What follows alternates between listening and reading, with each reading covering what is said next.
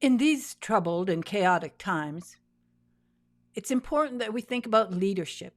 And no one knows about leadership better than my guest today. And I am so happy to welcome to Joy on Paper Dale A. Jenkins, and he is going to be talking about diplomats and admirals.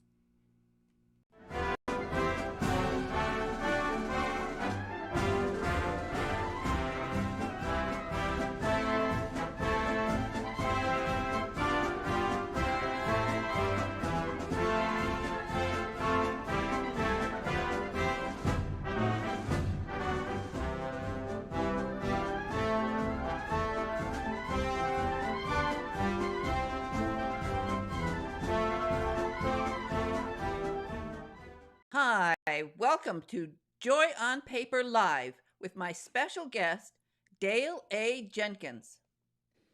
We are going to be discussing his book, Diplomats and Admirals. Hi, Dale. It's so nice to see you Hello, again. how are you? I am so thrilled to talk to you about this book because, as you know, when I interviewed you on my radio program, I said it was one of my favorite books of the whole year. I love military books. I have hundreds and hundreds of them. Just on Napoleon alone, I have over 200 books. I've been collecting Churchill since I was very young. I think my first Mhm. Churchill book I bought when I was 12 years old. I've always been interested in World War One and, of course, World War Two. My dad fought in the Battle of the Bulge. Your book is such an amazing book. Diplomats and Admirals, from failed negotiations and tragic misjudgments to powerful leaders and heroic deeds, the untold story of the Pacific War. In this troubled time, in this chaos that the world has turned into, I think your book is so important. The basic idea behind your book, who were good leaders, who were bad leaders, and what did not understanding leadership mean. That's why I wanted you to introduce yourself and introduce what's coming up. That's John Lehman, former Secretary of the Navy, who has been kind enough to write a testimonial for me about the book after he read it. I was complimented, he gave it high praise. That's John and me at a Naval War College event. Leadership is a key. Why did we get involved in a war? Why?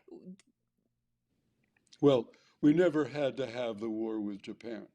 It was a failure of leadership, it was a failure of communication, it was a failure of foresight, and just disruptive and even underhanded operations in the government. I say underhanded. We'll get to this because we had a spy in the State Department that was active during that period. This is a fascinating story. Let's start with Joseph Grew, the U.S. ambassador in Tokyo. He had a lot of ideas about what was going on. He knew about Japan. So explain about Joseph Grew. What was his Well, beginning? Joseph Grew had been ambassador to Japan for 9 years. He was a career diplomat with a great record of success through his career. And he was aware of the growing problem between the United States and Japan. He was doing his best to mitigate the problems that had developed. And as the situation deteriorated through the Japanese movements into southern Indochina, which was uh, countered by a asset freeze on oil and later an embargo on oil by Dean Acheson. Grew was doing everything he could to establish a summit meeting between the Japanese Prime Minister and Roosevelt. And a meeting had actually been scheduled for September 21 to 23 in Alaska. And Cordell Hull and the others on the War Council managed to quash it. The meeting never occurred. Later on, just a few weeks later on, you might say, the end of September, Grew was asked by the Japanese Prime Minister to write a letter personally to Roosevelt, again attempting to put the summit meeting back on schedule. Grew did this. He wrote a 4-page letter, And because Grew and Roosevelt knew each other, they'd both been students at Harvard together, uh, it was Grew's opportunity to write a four eyes only letter directly to Roosevelt, circumventing the normal diplomatic protocol, which requires an ambassador to send anything to the Secretary of State. Well, he didn't make the circumvention. He sent his letter directly to Cordell Hull, 4 pages, which Cordell Hull probably didn't even understand, even read it. The letter was dismissed, and that was the last real effort that Grew could make before war occurred, about 2 months later. Tell us a little bit more about Ambassador Grew. He has a fascinating past. As you said, he was 2 grades ahead of FDR in Harvard.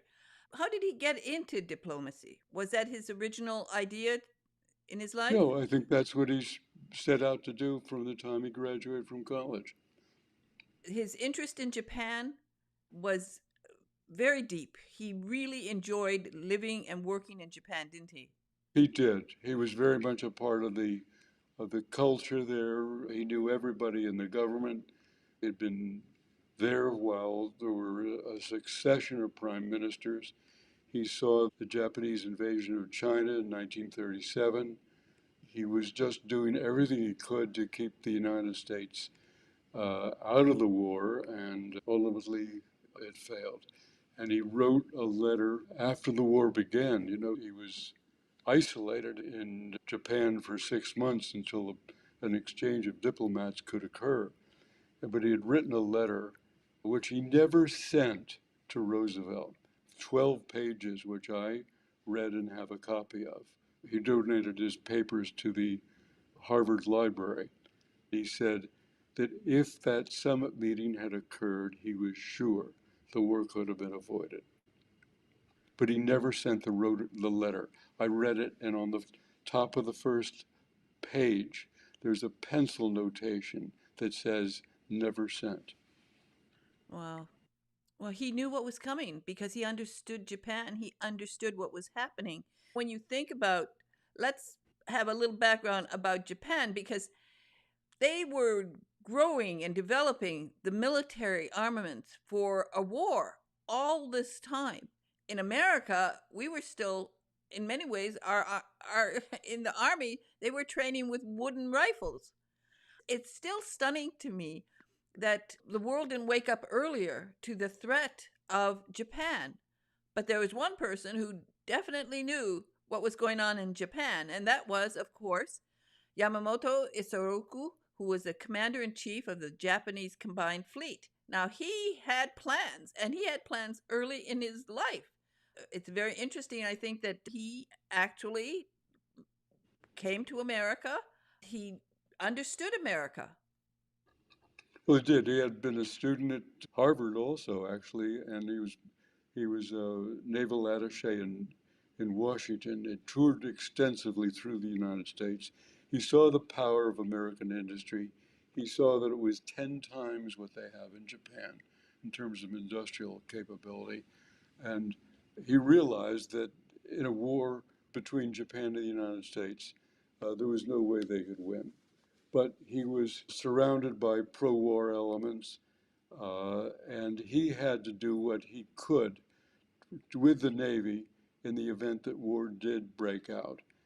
He planned an attack on Pearl Harbor against opposition because nobody believed that a carrier fleet could move across 3,700 miles of North Pacific Ocean, required underway refueling and attack undetected prior to that time. But he said, if you're going to be in a war with the United States, the only way to win it is on the first day. Otherwise, they'll be overwhelmed. And so the attack on Pearl Harbor was the effort to win it on the first day. What happened was that the carrier commander, an admiral named Nagumo, backed off after the first 2 waves and withdrew. And so it got Japan in a war with the United States, but did not deliver the devastating attack that Yamamoto was hoping for. But later on, Yamamoto made some mistakes. After Pearl Harbor, he moved his fleet into the Indian Ocean to fight the British in that part of the world because they were supplying munitions and other supplies up through Chongqing to the Chinese. That was a mistaken calculation because he had just gotten into a war with his most mortal enemy, which was the United States. And he had to meet that one head on. Moving his fleet into the Indian Ocean, he gave the United States a chance to regain its composure, to launch raids around the Pacific Ocean, which they would not have been able to do if the Japanese carrier fleet had been there, and particularly launched an attack, the Doolittle raids on Japan, which had a devastating effect in Japan and created a great incentive for optimism in the United States. Following that, he brought the carriers back from the Indian Ocean. He divided his fleet. He sent two carriers into the Coral Sea, and they were then lost for purposes. They weren't sunk, but they were damaged severely and lost a lot of planes. They were lost to the Midway attack, which he then planned as a way of compensating for the failures at Pearl Harbor. And in so doing, he had only four carriers instead of six at going into Pearl Harbor. It's so interesting when you think of him being in America. Uh, he enjoyed being in America. He enjoyed his life here, I think, when he was here. Yeah, I think he did. I think he did. He, And uh, yet, he was a he was a great gambler. He was calculating odds on every possible contingency he could think of. He played chess and bridge better than most players. He was a remarkable person. And of course, later in the war, he was shot down and did not survive the war. so meanwhile, all of Japan is arming, is getting ready to take over the world. What was going on in the State Department? I mean, I don't understand. I still don't understand Cordell Hull. I have no, I can't comprehend what he was thinking. Well, Cordell Hull, first of all, had no real background in diplomacy at all. He came from humble backgrounds in Tennessee. He got involved in politics on a local level. He got elected to Congress. He was in the House of Representatives almost continuously for about 30 years. Um, he then moved to the Senate. He was a senator from Tennessee, started in 1928. He contributed significantly, Roosevelt thought, to the campaign in 1932 when Roosevelt was elected president, and as a result, Cordell Hull was made Secretary of State. The fact that he didn't know anything about diplomacy didn't really matter to Roosevelt because Roosevelt had every intention of being his own Secretary of State. But, you know, Cordell Hull looked like somebody out of central casting, which was fine as long as nothing serious happened. You're right. He did look like something else. Why? I mean, we know, of course, FDR was concentrating his resources and his mind, I think, on Europe, thanks to Churchill, because Churchill was making him think about Europe. I think Churchill was very, very persuasive in making sure that FDR concentrated on Europe, because, of course, Churchill knew Well, that he yeah, was going to need I think that's America. yes, that's right. Well, I think the American first orientation was toward Europe. It was our closest concern, and Hitler, of course, was the most formidable threat. But at the same time, uh, just to continue the story with Cordell Hull, the Japanese army moved into Indochina, first into northern Indochina, then southern Indochina. And at that point, Roosevelt said, this is too much. In southern Indochina, they're a threat to Singapore, which of course was British, and he put an asset freeze on oil shipments to Japan.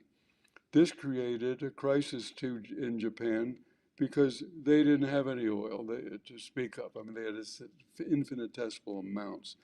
They imported all of their oil essentially, and about 90% of that from the United States. So cutting off oil was a serious threat, and that escalated the crisis. Um, but Roosevelt put it on as an asset freeze, the idea being that every shipment had to be approved in order for money to be released to pay for the oil. He went off to meet Churchill in Newfoundland. This is the end of July, beginning of August, 1941. While there, Churchill, and this is the beginning of the real alliance. They drafted the Atlantic Charter, and this was a solid commitment at that point to be allies and to fight Hitler. But while he was away, Dean Acheson converted this asset freeze into a complete embargo, and there was no oil shipments, and this really did escalate the situation significantly. The Japanese army was concerned that without oil, they'd essentially be strangled.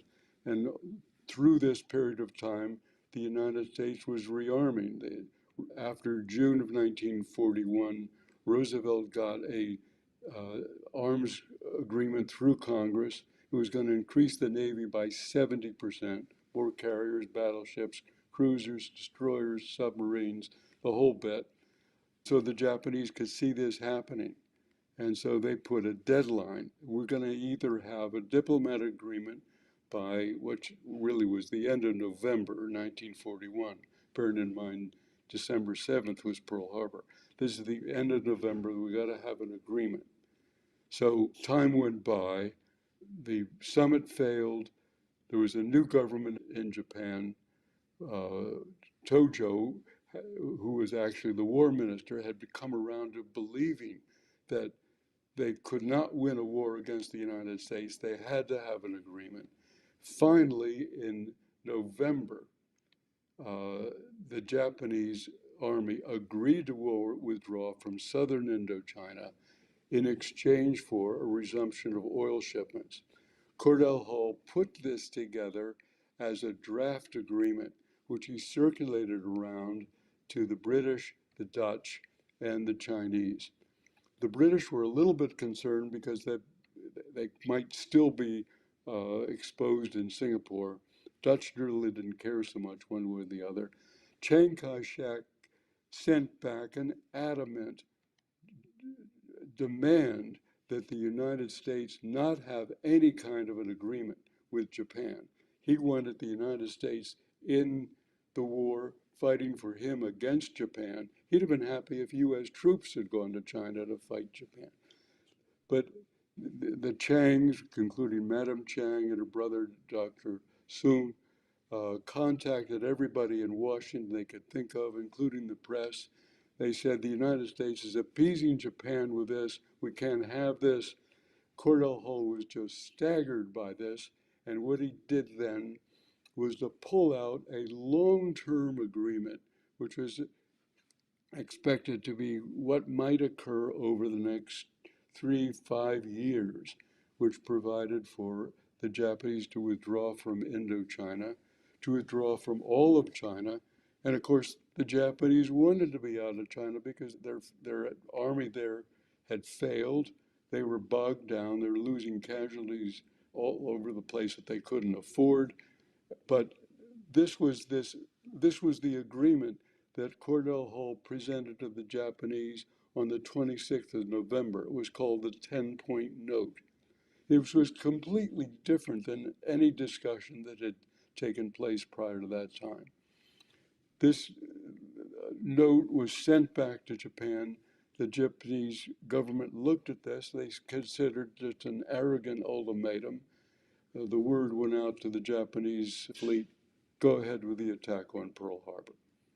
It was a collapse of diplomacy and a weakness on the part of Cordell Hull right at the 11th hour. So there we are, December 7th, 1941. And we are now facing such a massive Japanese force. In many ways, America is not prepared. They had moved their to Pearl Harbor, where they were distant from the mainland. Then, of course, it leads to all of the things that happen afterwards. One of the ones I wanted to talk about, actually, you mentioned the Coral Sea, and I think that's so important because everybody has heard about Midway, but Coral Sea is the one before it, and so much of the leadership of both sides was displayed in this particular battle, one of the biggest Well, battles. And we're going to talk about Frank Jack Fletcher, who was the senior carrier commander at Midway. But let's talk about the Coral Sea and about him because he's a pretty interesting leader. yeah, he was the commander at Coral Sea, and he had the Lexington and the Yorktown as carriers there. Coral Sea actually went on for several days. It started on May 3rd when Fletcher launched an attack against the Japanese landings on Tulagi, which is a small island just north of Guadalcanal. And that was pretty much inconsequential, fortunately, because the Japanese had a failure in leadership. They were dispatching the two carriers that had been in the Indian Ocean, and they were supposed to be supporting the landings on Tulagi, but they were delayed, purposely, foolishly delayed. So the attack there occurred without any real losses to Americans, as there would have been had the two carriers flooded the landing site with zero fighters. The battle went on for in a quiet phase, you might say, the 4th, the 5th, and even the 6th. But on the 7th, there was failures of reconnaissance on both sides. The Japanese sent a full contingent of planes against what they thought was a U.S. carrier and so forth, and it was not. It was an oiler and a destroyer, which they proceeded to sink. At the same time, there was a reconnaissance failure on the U.S. side, where the coding was a mistake, and Fletcher sent his planes to the wrong place. But fortunately, there was another Japanese carrier a few miles away, and they were able to find that and sink it. While that was happening, the Japanese launched a real attack against our fleet and sank the carrier Lexington and damaged the town. But the two carriers the Japanese carriers that were damaged were lost to Midway. And of course, we lost Lexington, and Fletcher on board Yorktown went back to Pearl Harbor trailing oil the whole way. But when it comes to Midway, this is a different story entirely. Nimitz had the Japanese code broken, and he planned a simultaneous concentration of force on the Japanese carriers that were approaching Midway. He knew what they were going to be doing a week ahead of time. And so he knew that on June 4th, 1942, they would be approaching from the northwest. They would launch half their planes, about 110 planes, against the island of Midway to soften up the defenses there in anticipation of an amphibious invasion. Nimitz's plan was to have planes from Midway, and he mobilized every plane he could get his hands on to be flown to Midway Island and then attack the Japanese fleet from about 140 miles away.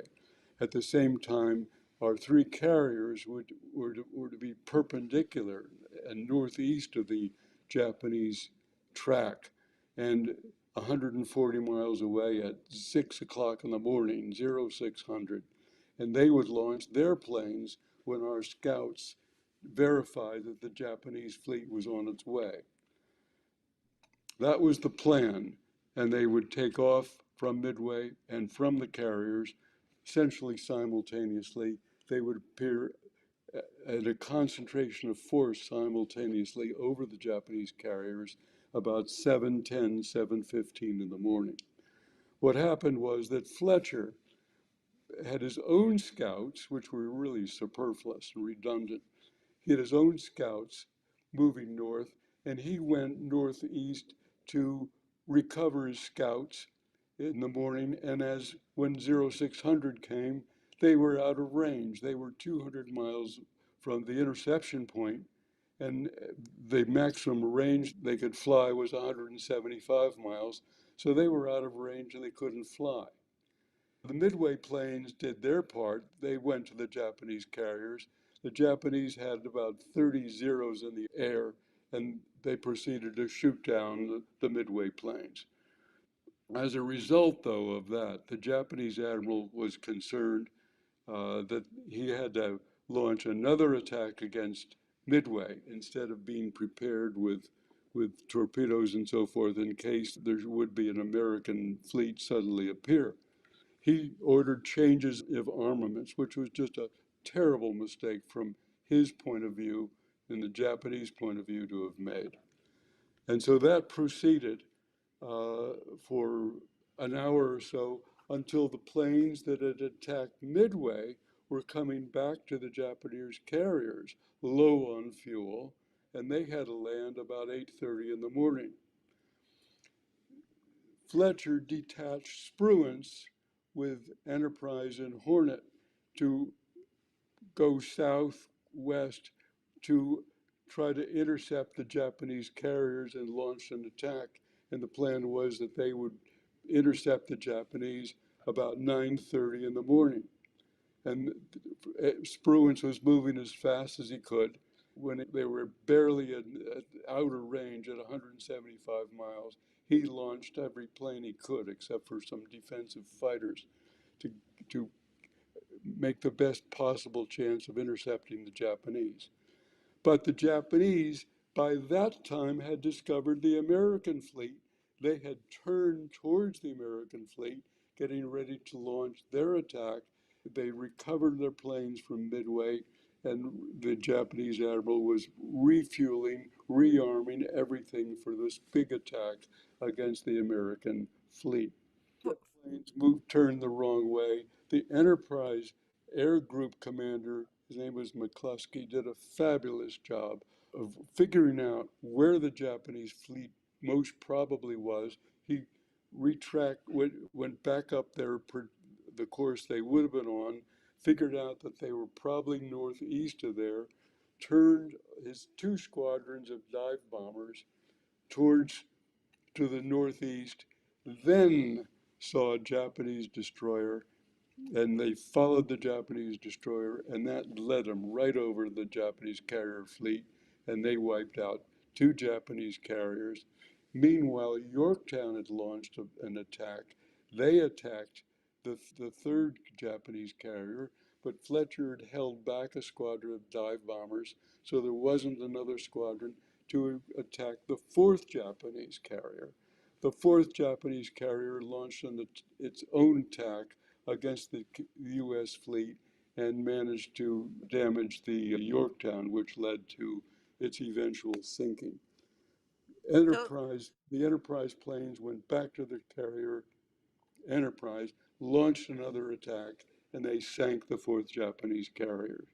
That was, in a nutshell, the Battle of Midway. They did not follow the Nimitz battle plan. They couldn't because Fletcher had the carriers out of position. So it was a scramble. If you follow football, it was like Patrick Mahomes, 15 yards behind the line of scrimmage, being chased by two linebackers, and he throws a Hail Mary into the end zone.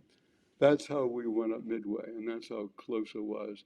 If the Enterprise pilots hadn't found the Japanese carriers, they would have had three carriers left to launch a substantial and perhaps a devastating attack against our fleet at Midway.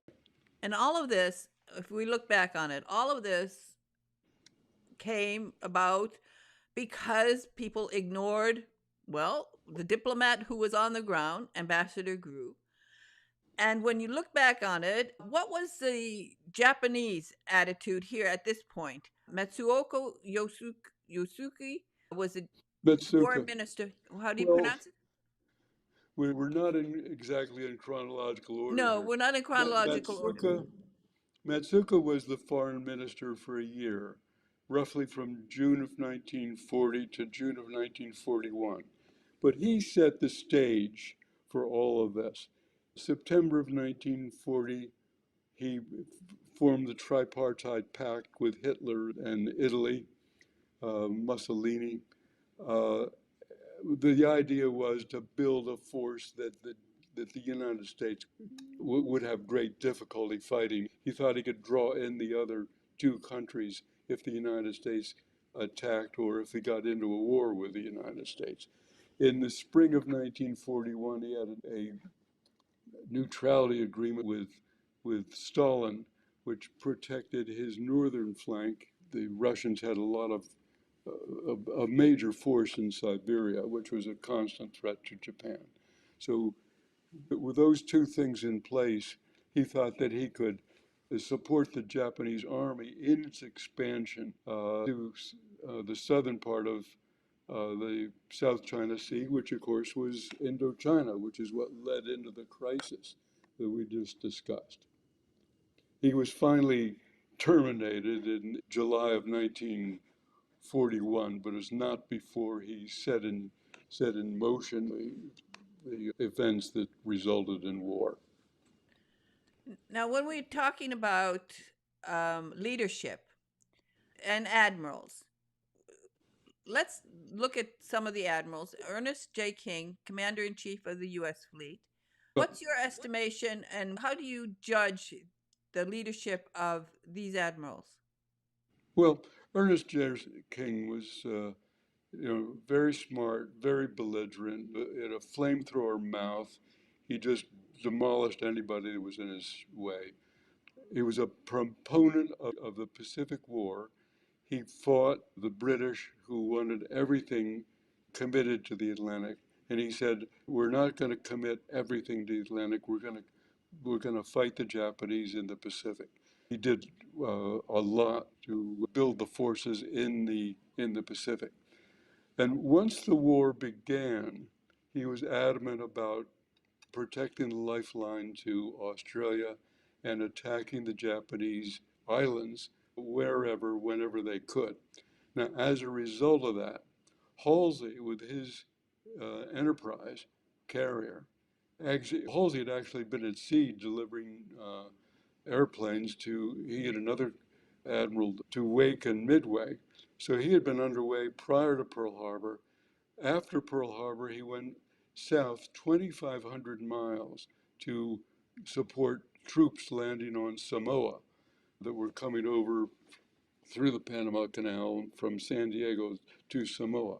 Now, 2,500 miles, here's the significance. A carrier group can make about 300 miles a day. They're inhibited by their oilers that can do 13 knots. That means 300 miles a day. 2,500 miles, you get an idea of, that's 8, 9 days. If they have to turn into the wind to refuel, it delays them even more. From Samoa back to Pearl Harbor, by way of Marshall and Gilbert Islands, where they had raids there against the Japanese-held islands, Pearl Harbor, then off to Marcus. Marcus is an island 900 miles from Japan. They carried out raids there. Back to Pearl Harbor, you're talking about thousands of miles to meet up with the Cornet, which has the Doolittle flyers aboard. They're back to Pearl Harbor. They're 600 miles from Japan. They launched the Doolittle flyers. Back to Pearl Harbor again. And by this time, it's the end of April. King has his intelligence group in Washington telling him that the Coral Sea battle is going to be from Pearl Harbor to Coral Sea is 3,500 miles. They said it's going to be in the third week of May. Nimitz had his group in Pearl Harbor telling him, no, it's going to be the first week in May. And King failed to reconcile these two competing intelligence operations. And because the guys in Washington were senior to the lieutenant commander in Pearl Harbor, King acted on their information rather than reconciling the conflicting views. He ordered Halsey to go to the Coral Sea, 3,500 miles, okay, leaving the 1st of May. Well, as we know, the Coral Sea battle was in the first week of May. Here was Halsey, 300 miles away a day, moving towards Coral Sea. Uh, Coral Sea battle occurs. Halsey is, halfway, 2/3 of the way there.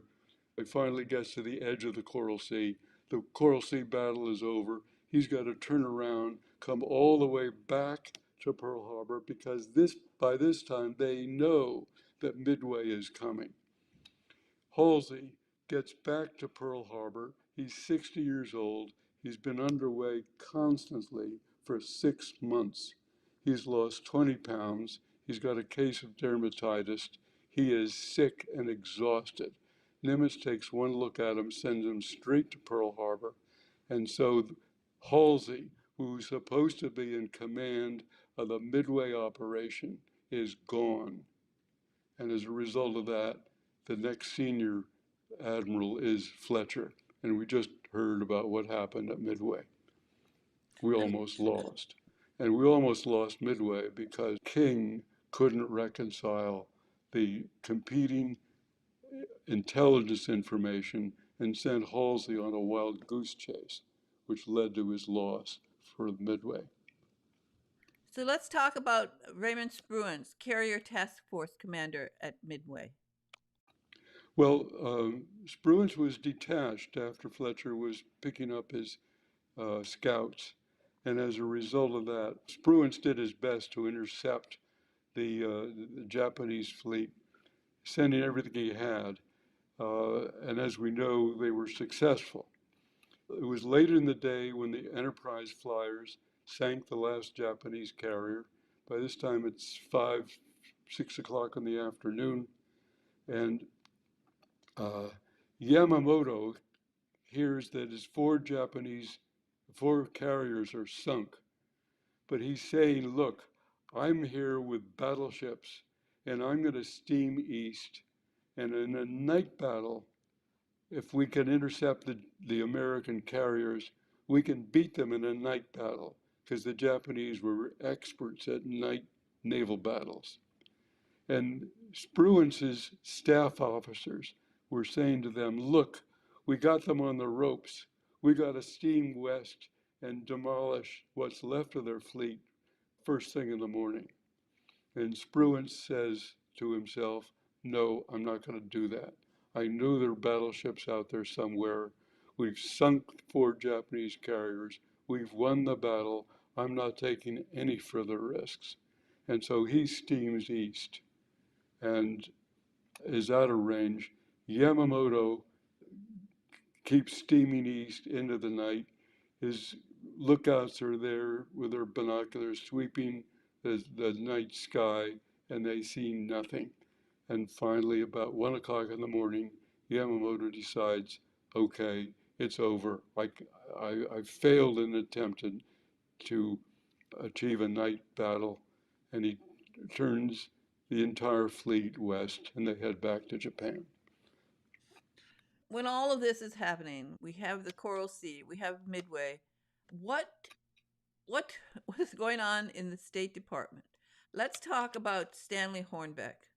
And he was, of course, the assistant to Cordell Hull. And Well, Stanley Hornbeck is was an advisor to Hull. He had been really an academic. He had been a scholar in China. He was kind of an arrogant guy. He didn't like the Japanese. He really didn't have a fair outlook at all on negotiations. He undercut Joseph Grew constantly. He thought it was respectful but obsolete. And he had a heavy influence on Cordell Hull. And this affected all of really Cordell Hull's atmosphere and judgment about the whole situation. He was insisting that Japan get out of the tripartite pact. The fact is, it was a dead letter with Japan by that time because Hitler had invaded Russia and Japan had no obligation to be involved with that. But nevertheless, Stanley Hornbeck had on his staff Alger Hiss. Alger Hiss was later identified as a spy for Russia. And if you were a spy for Russia and your first allegiance was Russia, then what could be better than to have a war between Japan and the United States? Because in that event, whatever happened, and it'll probably end up a defeat of Japan, then Russia could come in with their Siberian army and pick up the pieces. So here was Alger Hiss, a traitor to the United States, heavily influencing Stanley Hornbeck, who in turn was influencing Cordell Hull. And he certainly did influence him. Wow. So much could have been changed if people would have been aware, and there were people who knew that there were spies in the State Department at that time. There were people who were aware of it. Why didn't they Well, discover Alger Hiss before? there were suspicions. Alger Hiss was actually indicted. The only thing they ever got him on was perjury. I think he spent some time in jail on perjury. Later, it turned out, and Alger Hiss lived to be quite old. He lived into the 1990s. But after the year in 2000, there were documents that the Russians released that showed without question that Alger Hiss was a spy for them. At that time, now, the State Department, as you mentioned, they were on the side of China, right? Very heavily, yes. Very heavily influenced, and it's like, in a way, history repeats itself. We're fighting Japan, America's fighting Japan, but China's over there, and they have their own plans too, for for taking over the world. That's why I think Diplomats and Admirals is such a great book. It really does. You go through so many subjects, you talk about it, and you make it interesting. And I compliment you on the way that you've written this book, the details you have in it. I think for anyone, uh, on several levels, for just, let's say, just the average reader, it's a well written, so well written that it's an easy read. For all you writers out there, I tell you, you read this book and you'll come out with so many story ideas. I mean, I want to do a story about this, I want to do a story about that. You make it so interesting. It really Well, is. thank you. It really is. I want to know more about these people. I want to, turn it into a film. I want to take all these things. I could think of at least 10 side books that could be written about this, because it's Well, it's so. when you think that if we had not gotten into this war with Japan, apart from all the millions of people that were killed, the massive expenditures on both sides, on all sides, and the Japanese could still have what they had then. They had Korea, they had Taiwan, they probably would have had the northeast corner of China and islands down through Southeast Asia. There would be a competing empire in Western Pacific today. It wouldn't be just China that's the big threat. There would have been a countering power there in Japan. We would be in a far different position today Well, if the events that we just talked about this morning had not well, occurred. that's why I think people should read Diplomats and Admirals, from failed negotiations and tragic misjudgments to powerful leaders and heroic deeds, the untold story of the Pacific War from Pearl Harbor to Midway. It's a great book, and I want to thank you, Dale A. Jenkins, so much for being on Joy on Paper Live. It's always a joy to talk to you. I think what we'll do is maybe we'll have another program where we'll just do Halsey and Nimitz. How about that? Okay, let's do it.